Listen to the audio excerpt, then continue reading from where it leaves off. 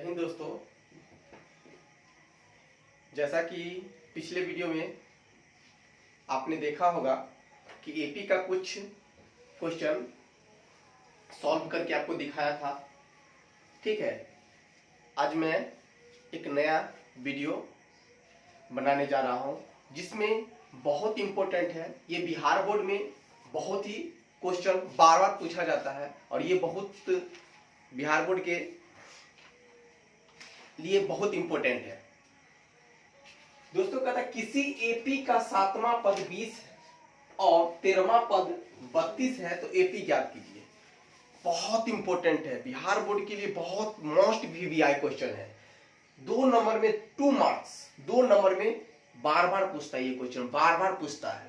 कहता है किसी एपी का 7वां पद 20 और 13वां पद 32 है तो एपी ज्ञात कीजिए। एकदम सिंपल सा तरीका में बताऊंगा मैं, सिंपल तरीका में।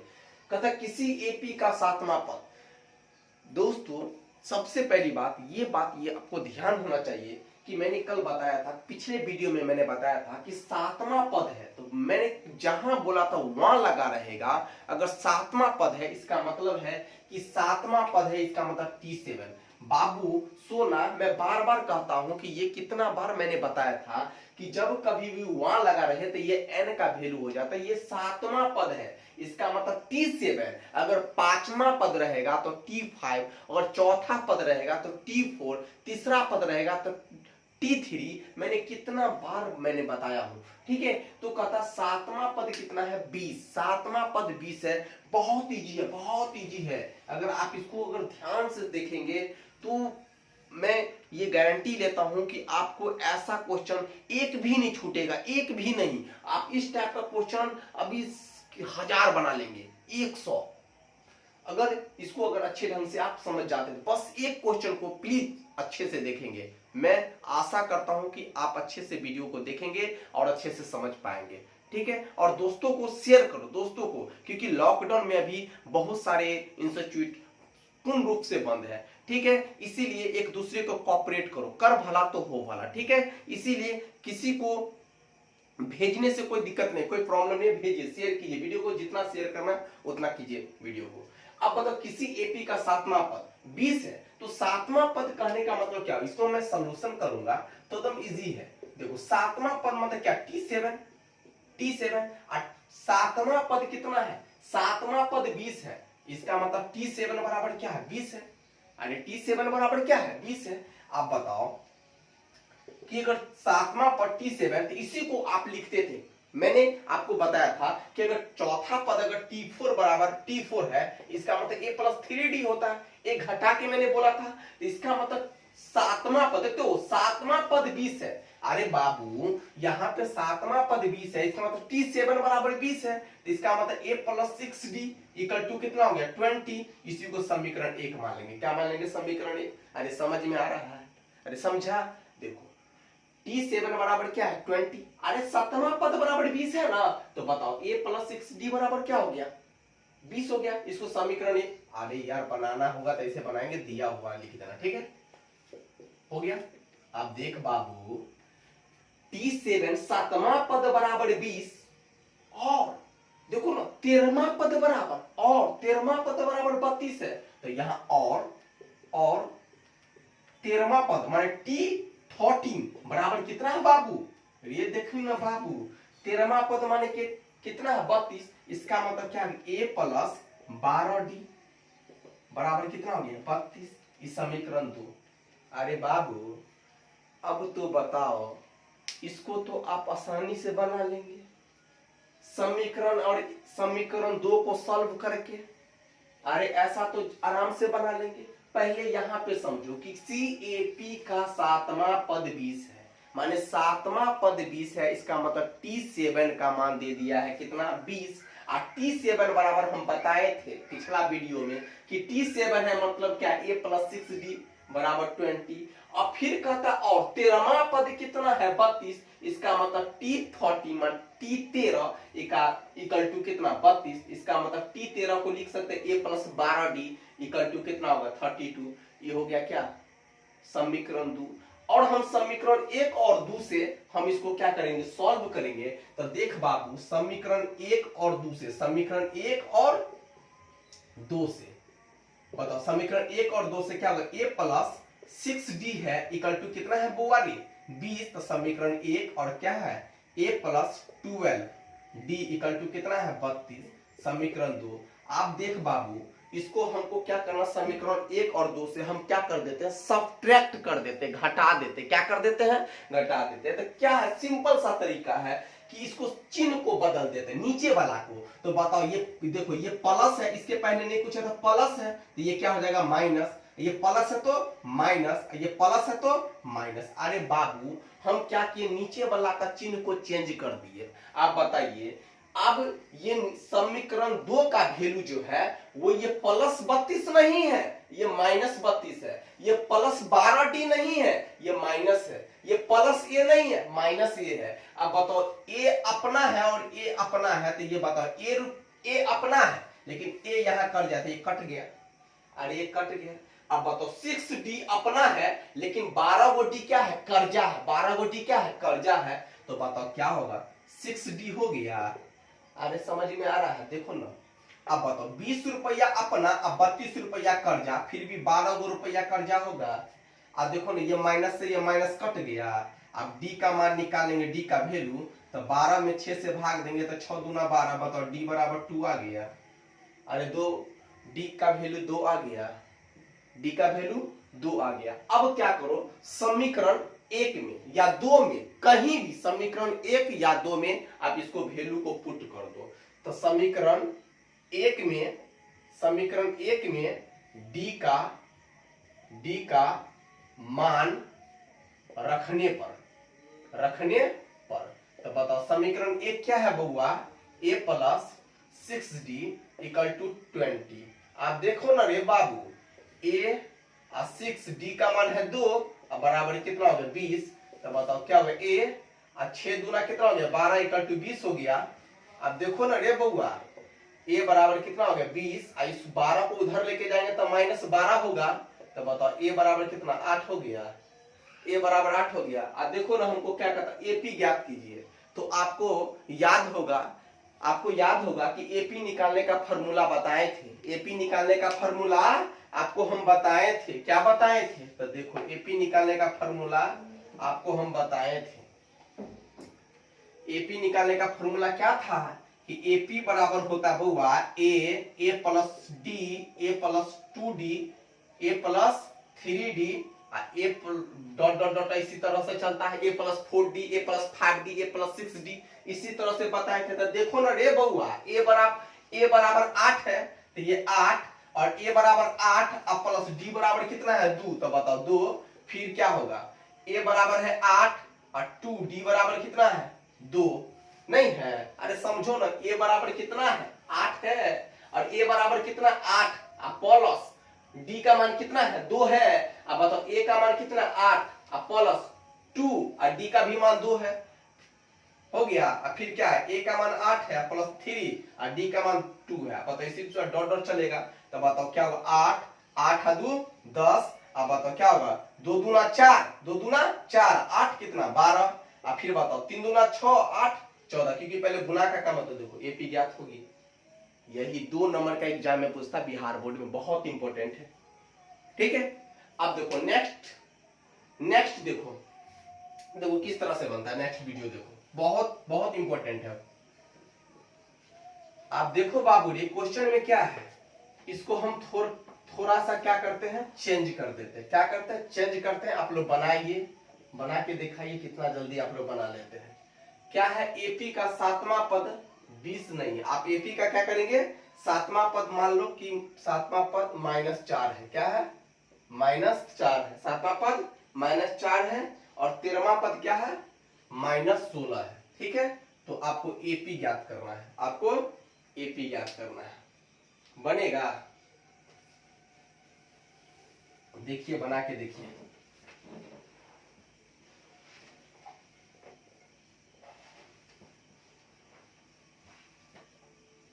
बहुत इजी है, अरे बहुत इजी है, देखो किसी एपी का सातवां पद कितना है, -4 है। किसी एपी का सातवां पद -4 है, सातवां पद -4 है और 13वां पद क्या है, -16 है। तो एपी ज्ञात करना है। अरे यार स्टेप बाय स्टेप समझो।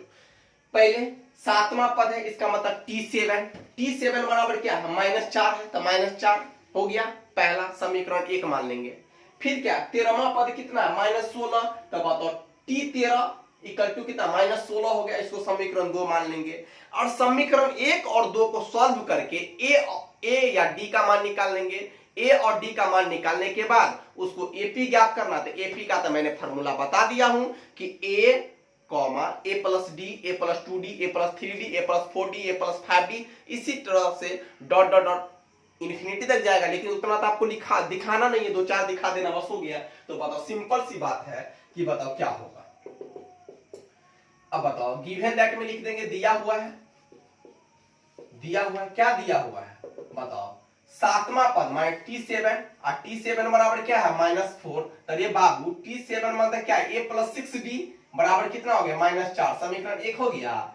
और क्या है, और क्या देखो ना, 13वां पद T13 बराबर कितना है, -16। तो बताओ फिर क्या हो गया, a प्लस 12d माने 12d इक्वल टू कितना, -16। समीकरण 2 हो गया। अब समीकरण 1 और 2 से, समीकरण 1 और 2 से, समीकरण 1 और 2 से, तो बताओ क्या होगा बुआ, देखो a plus 6d equal to कितना हो गया, -4 और a प्लस कितना हो गया 12d इक्वल टू कितना हो गया, -16। अब बताओ बुआ ये चेंज करेंगे तो प्लस है तो ये माइनस, ये प्लस है तो माइनस है, ये माइनस है तो प्लस। अरे बाबू नीचे वाला को ना, नीचे वाला को चिन्ह को बदल देंगे, जो प्लस रहेगा उसको माइनस कर देंगे और जो माइनस रहेगा वो प्लस कर देंगे। ऐसा भी कर सकते हो कि समीकरण 1 में से समीकरण 2 को घटा दो, बात इक्वल है। अगर नहीं समझ में आ रहा तो कुछ नहीं करो, समीकरण 1 माइनस समीकरण 2, इसका मतलब हो गया कि समीकरण 1 में से समीकरण 2 को घटाते हैं। तो ऐसा करने पे बहुत विद्यार्थी कंफ्यूज हो जाते हैं, ठीक है, समझ में नहीं आता। इसीलिए मैं लिख देता हूं समीकरण 1 और 2 से, समीकरण 1 और 2 से, ठीक है, बहुत कोई दिक्कत नहीं है, आप जैसे भी बना सकते हैं, कोई प्रॉब्लम नहीं है।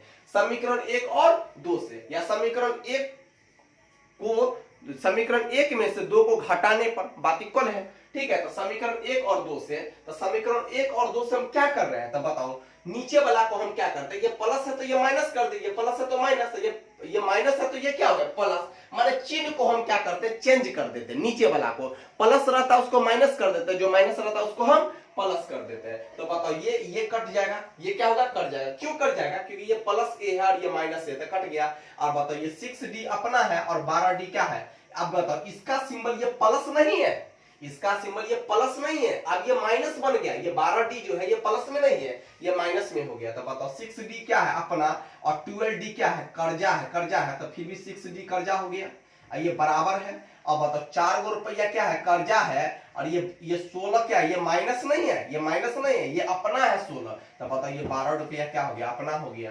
तो बताओ यहाँ से d का वैल्यू निकालेंगे तो क्या होगा, 12 बटा में क्या होगा, -6, तो 6 दूना 12, इसीलिए क्या हो गया, d बराबर क्या हो गया, -2 हो गया, क्योंकि ये माइनस है इसीलिए -2 हो गया। आप ये समीकरण 1 में रखो या 2 में रखो, मैंने इससे पिछला क्वेश्चन में मैंने d का मान समीकरण 1 में रखा था, अब हम इसमें 2 में रख के देखते हैं, बात इक्वल ही होता है। समीकरण 2 में d का मान रखने पर, तो बताओ समीकरण 2 क्या है, a प्लस 12d, तो बताओ a प्लस 12d बराबर कितना है, -16। अब बताओ बुआ a अब प्लस 12 और d का मान देखो ना बुआ क्या निकालो, -2 निकाल दियो, तो -2 इक्वल टू -16। तो बताओ क्या होगा, a अब प्लस गुने माइनस, -12 दूना 24 इक्वल टू क्या हो गया, -16। तो बताओ a बराबर क्या हो गया, -16, और ये माइनस उधर जाएगा तो ये बाबू क्या होगा, +24। तो इसीलिए a बराबर कितना हो गया, 8 हो गया। क्या हो गया, 8 हो गया। बताओ अपना हो गया, क्योंकि 16 रुपया कर्जा है, 24 रुपया अपना है, तो बताओ 8 रुपया हो गया। अब बताइए, तो 8 अपना हो गया, तो बताओ इजी है। अब बताओ एपी ज्ञात करना है, क्या करना है, एपी ज्ञात करना। तो एपी ज्ञात करने का मैंने तरीका आपको बताया हूं, क्या एपी ज्ञात करने के बताओ, ए और डी मुझे निकल गया, तो एपी का तो मैंने एपी का फॉर्मूला ही बता दिया हूं कि एपी निकालना हो तो एपी बराबर होता है a plus d a plus 2d। अरे यार ऐसे ही लिखते चलो ना, 2 3 लिख दो ना, बस हो गया। a का मान क्या है 8 और a का मान क्या है 8 अब प्लस d का वैल्यू कितना है -2, तो बताओ -2। फिर क्या है a का वैल्यू 8 अब बताओ 2 और d का वैल्यू क्या है -2 है ना, डॉट डॉट डॉट कर दो तो बताओ 8। अब बताओ ये क्या हो गया 8, ये प्लस गुने माइनस हो जाएगा ना, तो 8 में से -2 हो गया। फिर ये क्या हो गया प्लस गुने माइनस, माइनस हो गया, ये 4 हो गया, डॉट डॉट डॉट डॉट। तो बताओ ये 8 और ये कितना हो गया, ये 6 हो गया और ये 4 हो गया। देखो एपी में है भी, हो गया, एपी ज्ञात हो गया, एपी ज्ञात हो गया। ठीक है, अब नेक्स्ट आपका देखेंगे। देखो अभी तुरंत कुछ बच्चा बता रहा, बोल रहे हैं कि सर ये क्वेश्चन फिर से बताइए, नहीं समझ में आ रहा है, इसको एक बार फिर से बताना है। अब देखो बुआ, फिर से देखो, ये बकलोल सब इसलिए नहीं समझ में आया इसको। अब बताओ किसी एपी का 8वां पद, हम क्वेश्चन चेंज कर दिए हैं, ठीक है, प्रोसेस वही है, ठीक है। सबसे पहले देखो बाबू, सबसे पहले ध्यान से देखें, ध्यान से सुनो, ठीक है, और देखो और तब समझो, ठीक है, नहीं समझ में आएगा, ऐसा हो ही नहीं सकता। किसी एपी का 8वां पद 37 है, तो सबसे पहली बात ये समझो कि 8वां पद 37 है, इसका मतलब क्या है, तो 8वां जो पद होगा, किसी एपी का जो 8वां पद जो होगा, 1 2 3 4 5 6 7 8, माने 8वां पद जो होगा, वो देखो वो क्या होगा, 8वां पद जो होगा, 8वां पद, तो 8वां पद कहने का मतलब हो गया 8वां पद कितना, 8वां पद 37 है, 37 है मान लो, तो 8वां पद से 37 है, इसका मतलब T8। तो ये सच्ची फालतू में लिखना है, ये सच्ची नहीं लिखना है एग्जाम में, आपको सिंपल सी बात लिखना, दिया हुआ क्या लिखना, गिवन दैट लिख देना, ठीक है। ये सब चीज से नंबर मिलता है, क्योंकि आप कंपटीशन का एग्जाम तो दे नहीं रहे हैं, आप तो बिहार बोर्ड का एकेडमिक वाला एग्जाम दे रहे हैं, तो उसमें क्या करना, लिखना पड़ता है, ठीक है। कंपटीशन वाला में होता है वो मार्कशीट भरना रहता है, तो उसके लिए कोई दिक्कत नहीं, लेकिन इसमें लिखना पड़ता है। तो किसी एपी का 8वां पद माने T8, या आप कभी A8 भी लिखा जाता है, लेकिन हम T लेके चलते हैं इसीलिए बना रहे हैं। T8 बराबर कितना 37 है, तो बताओ 8वां पद, तो देखो 8वां पद, तो देखो 8वां पद को हम लिख सकते हैं A प्लस के, मैंने पिछला वीडियो में मैंने बताया था कि T8 है, तो देख बाबू इसको हम लिख सकते हैं A प्लस 70 इक्वल टू 37, एक मैंने बोला था घटा के लिखना है, ठीक है। 5वां पद रहेगा तो A प्लस 40 होता है, तो उसी प्रकार बताओ ये 8वां पद है, तो इसका मतलब A प्लस 70 होगा, ठीक है, 8वां पद है तो A प्लस 70 होगा, इक्वल टू 37 हो गया, समीकरण 1 हो गया। और क्या कहता है, और क्या कहता है 12वां पद माने T12 बराबर कितना है 57 है, तो बताओ A प्लस 11D होगा, क्या होगा 11D इक्वल टू कितना हो गया 57। इसको समीकरण 2 मान लेंगे, और समीकरण 1 और 2 से, समीकरण 1 और 2 से, तो बताओ समीकरण 1 और 2 को सॉल्व करेंगे, तो समीकरण 1 और 2 को सॉल्व करेंगे तो क्या होगा बउआ, A प्लस ये क्या है A प्लस 70 है इक्वल टू 37 हो गया, और बताओ A प्लस कितना है 11D है, ये है 57 हो गया। अब बताओ ये प्लस है तो माइनस, ये प्लस है तो माइनस, ये प्लस है तो माइनस, ये कट गया। अब बताओ ये 7D अपना है, 11D कट जाता है, बताओ -4D हो गया, और ये बताओ कितना हो गया, ये 0 हो गया, और ये 20 हो गया, -20 हो गया, ठीक है। तो बताओ अब बताओ ये माइनस से ये माइनस कट गया, बताओ ये क्या हो गया D इक्वल टू कितना हो गया 20/4 हो गया, तो 4 5 जा, बताओ ये D बराबर कितना हो गया 5 हो गया। देख लो कहीं गलती नहीं है, सही है, ठीक है। अब बताओ समीकरण 1 में या 2 में कहीं भी वैल्यू को पुट कर दो, समीकरण 1 में, समीकरण 1 में D का मान रखने पर क्या होगा, रखने पर, बताओ तो क्या होगा बाबू समीकरण 1 में, तो बताओ A प्लस 70 है ना, 7D इक्वल टू कितना 37 है, तो बताओ क्या होगा A ऐसे ही रहेगा, और 7D का मान कितना है बाबू 5 है, तो बताओ कितना हो गया, यहाँ से क्या हो गया A प्लस 7 5 6 35 हो गया इक्वल टू 37 है, तो यहाँ से A इक्वल टू कितना 37 माइनस 35 हो गया, तो बताओ A बराबर कितना हो गया 2 निकल गया, बस हो गया। और AP क्या करना, तो AP का क्या बताया था A plus D A plus 2D, इसी प्रकार से चलता है A प्लस 3D, उतना लिखना नहीं, आप शॉर्टकट में आप ऐसे लिख दिए, एग्जाम में लिखना ऐसे ही लिख दिए, और A का वैल्यू कितना 2, और अपना दिमाग में सेट करो, इतना पढ़ रहे हो तो दिमाग में तो लॉजिक लगाओ ना, 10th के स्टूडेंट हो। अब बताओ ये हो गया, और A का वैल्यू कितना 2 और D का वैल्यू कितना है 5, तो कितना होगा 7 हो गया। फिर क्या है A का वैल्यू है 2 और D का वैल्यू कितना है 5, तो क्या हो गया 5 दूना 10 और 10 दू 12 हो गया। आप इसे दिमाग लो यार, 2 है ना, तो 2 में कितना जोड़ेंगे तो 7 होगा, देख रहे हो 2 निकालो अपने आप निकल जाएगा। 2 में 5 जोड़ेंगे तो 7, इसका मतलब 7 में 5 जोड़ेंगे तो 12 और 12 में 5 जोड़ेंगे तो 17। नहीं समझा? अरे एपी निकालना आसान बात है, देखो कैसे, ऐसे पहले कैलकुलेट कर लो। ए और डी का वैल्यू निकल गया तो एपी निकालना कैसे है, देखो ए और डी का वैल्यू निकाल लिया तो एक तो हम जानते हैं कि a plus d a plus 2d होता है, तो ए का वैल्यू पहले तो 2 है और a प्लस डी का वैल्यू कितना है 5, तो 2 में 5 जोड़ देंगे, 2 में 5 जोड़ेंगे तो 7 हो गया। अब बताओ 2 में कितना जोड़ेंगे तो 7 होगा 5, इसका मतलब 5 5 का अंतर है, तो 2 में 5 जोड़ेंगे तो 7, 7 में 5 जोड़ेंगे तो कितना हो गया 12, 12 में 5 जोड़े 17। और नहीं याद नहीं, अगर ऐसा हो रहा है तो यार ऐसे तो बना ही सकते हो ना, बस 2 3 दिखाना, 3 काफी है, अरे 3 दिखाना काफी है। मैं आशा करता हूं कि आप समझ गए होंगे, ठीक है। अब नेक्स्ट आपका क्वेश्चन देखो।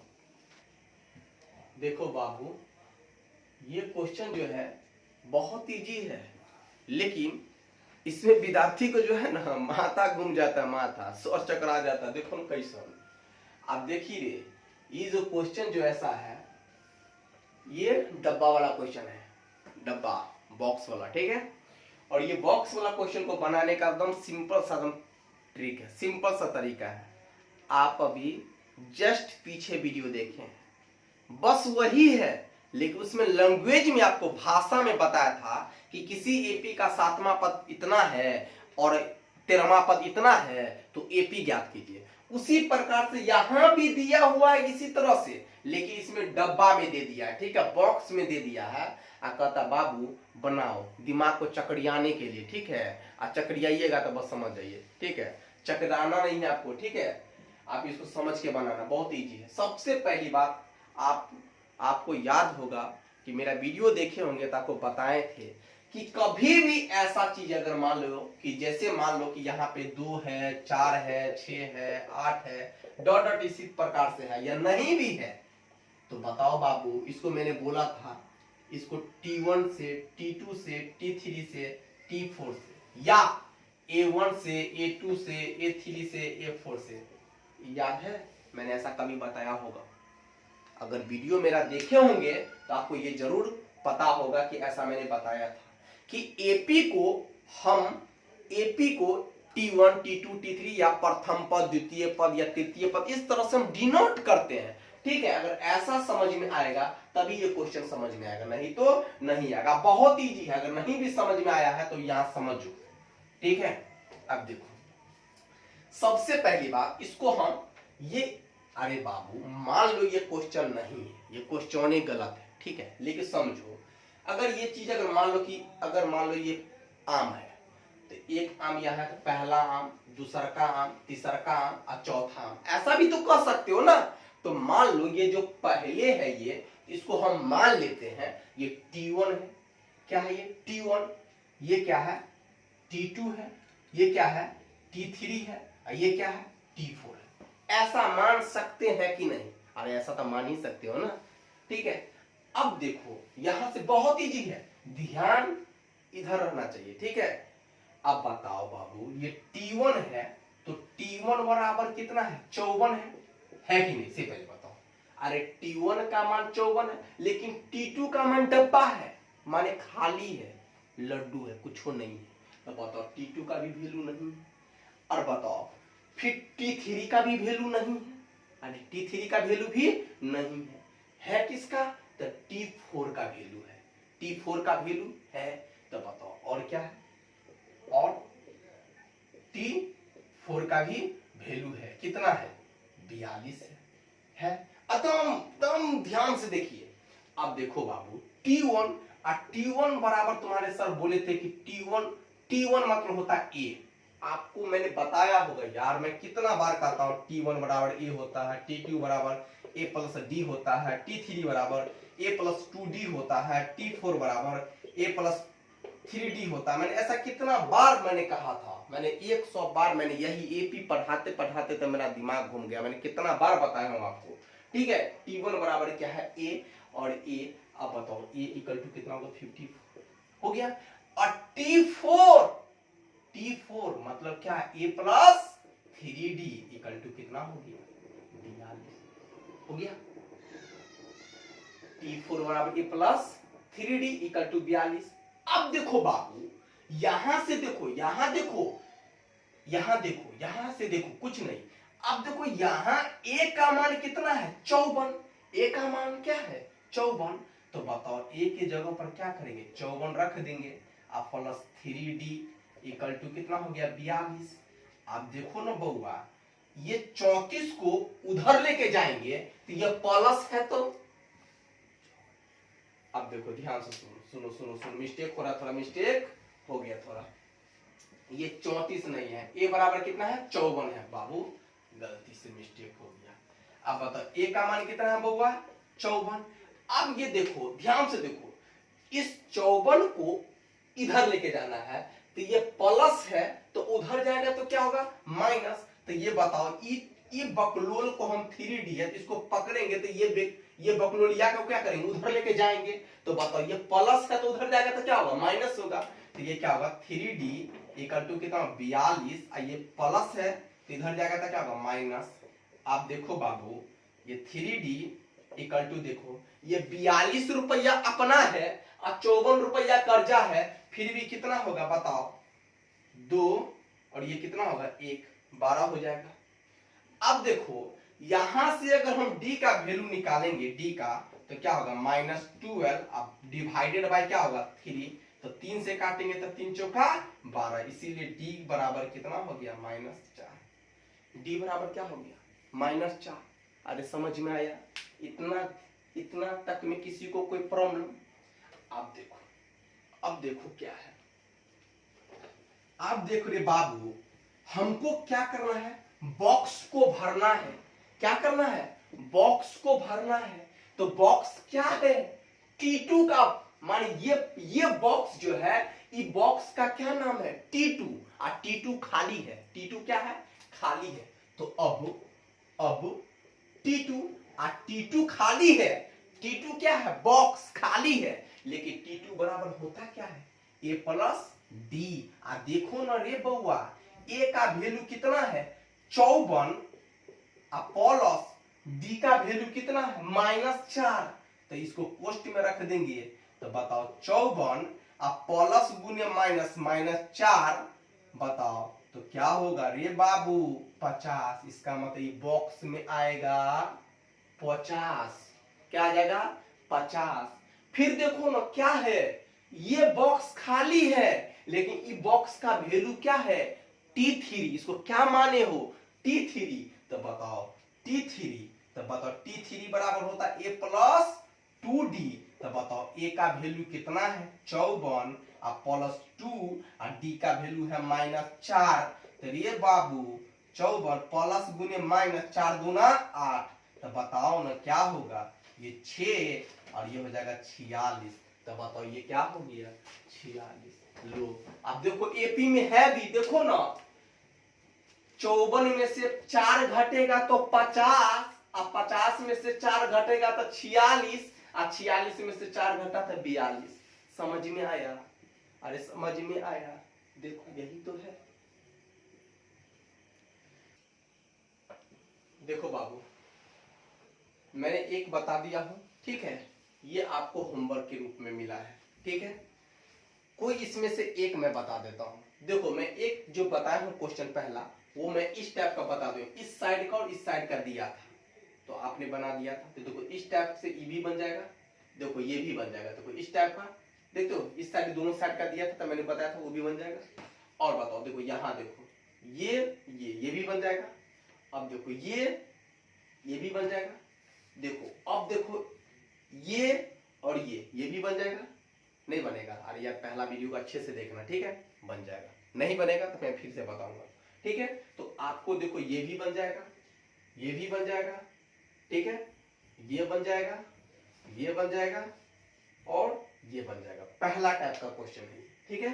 ये पहला टाइप में जो अभी तुरंत अभी जस्ट मैंने अभी बताया हूं आपको, माने उस टाइप को अगर अच्छे से अरे यार एक बार दो बार तीन बार देखो एक बार दो बार तीन बार जितना बार नहीं समझते देखो, जब तक ना समझते तब तक करो ठीक है। अब देखो मैं इस टाइप का क्वेश्चन एक बना देता हूँ, ठीक है। ये तीसरा नंबर क्वेश्चन बना देता हूँ। अगर तीसरा बता दूंगा आपको तो ये तीसरा बन जाएगा, तो तीसरा बन जाएगा तो आपको ये छठा भी बन जाएगा, छठा बन जाएगा तो आठवां भी बन जाएगा, ठीक है। मैं तीसरा टाइप का क्वेश्चन बना देता हूँ, ठीक। अब देखो बहुत इजी है बाबू रे, ठीक है। तो लोग पढ़ो ना मन से खाली, ठीक है। आप लोग पढ़िए मन से, ठीक है, और वीडियो को खूब देखिए, ठीक है, और दोस्तों में भी शेयर कीजिए, ठीक है। तभी तो मेरा मनोबल बढ़ेगा। व्यू देखेंगे तब ना भाई, सब्सक्राइबर देखे ना ना। अब देखो बाबू, इसको तो मैंने बोला तो बस रूल वही है, रूल वही है। जितना क्वेश्चन मैंने भी आपको दिया हूं सबका रूल वही है। मान लेंगे कि माना कि वो मेरी है, से देखो इसको मान लेंगे T1, क्या मान लेंगे T1, इसको T2, इसको T3, इसको T4। नहीं समझ में आ रहा है?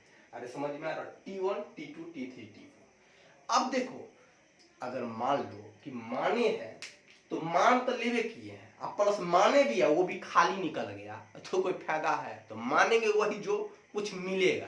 तो देखो जो मिलेगा उसी को पकड़ना है, अब बात बाकी को छोड़ देना है। तो देखो ना T1 को माने हैं लेकिन ये खाली निकल गया, तो इसको छोड़ दो, इसको छोड़ दो, क्योंकि देखो डब्बा में कुछ कोई चीज को भरेंगे, कुछ अंक भरेगा, ठीक है। देखो T2 माने हैं लेकिन देखो वैल्यू आया है, वैल्यू आया है। तो देखो मैं एग्जाम में जिस तरह से बनाना है उसी तरह से मैं बता भी देता हूँ, ठीक है।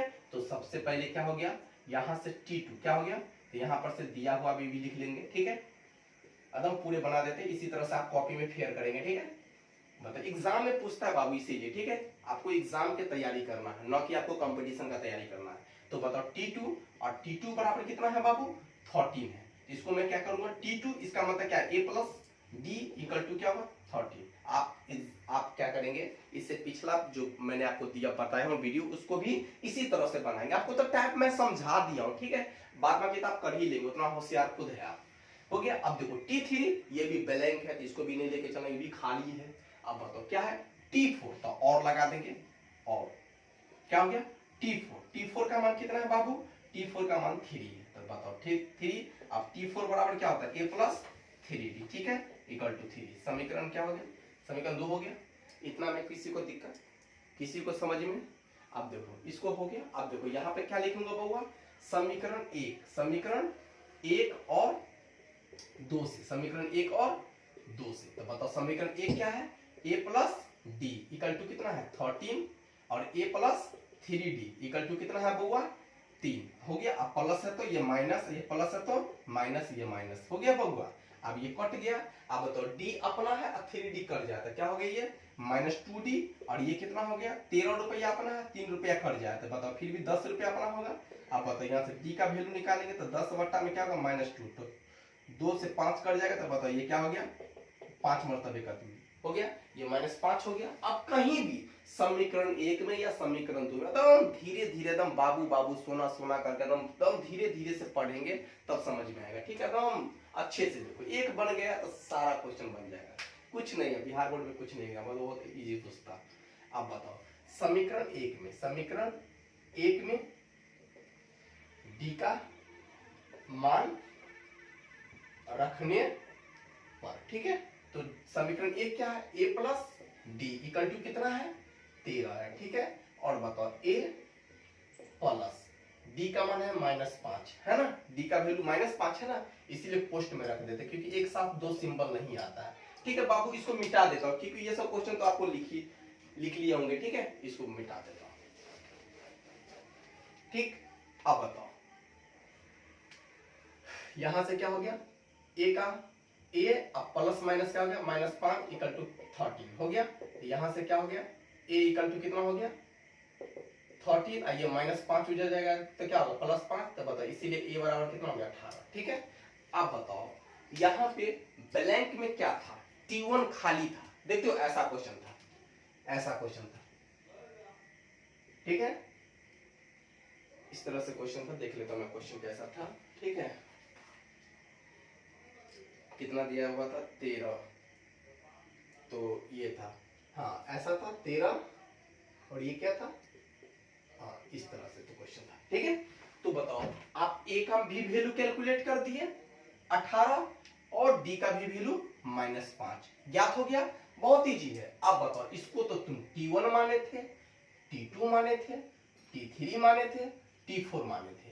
तो देखो बाबू, इसका तो पता है, इसका भी तो पता है, लेकिन ये लापता है, ये पता है, ये लापता है। तो बताओ क्या वो T1 और T1 अब करके बनाएंगे। तो T1 और T1 बराबर तो बउआ A होता है, और A का वैल्यू देखो ना कितना है, A का वैल्यू 18 है। तो बताओ 18 हो गया।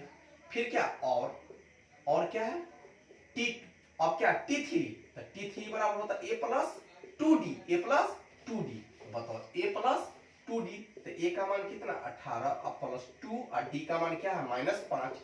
तो बताओ क्या हुआ 18 और प्लस इंटू माइनस माइनस, 2 पंचे 10, तो बताओ हो गया 8 हो गया। तो यहाँ पर बताओ ये 18 हो जाएगा और ये 8 हो जाएगा। देखो ना एपी में ये भी है, देखो 18 में से 5 जाएगा तो 13, 13 में से 5 जाएगा तो 8, 8 में से 5 गया तो 3, एपी में हो गया। ठीक है, इसी के साथ ये मेरा लेक्चर समाप्त हुआ। जय हिंद, जय भारत।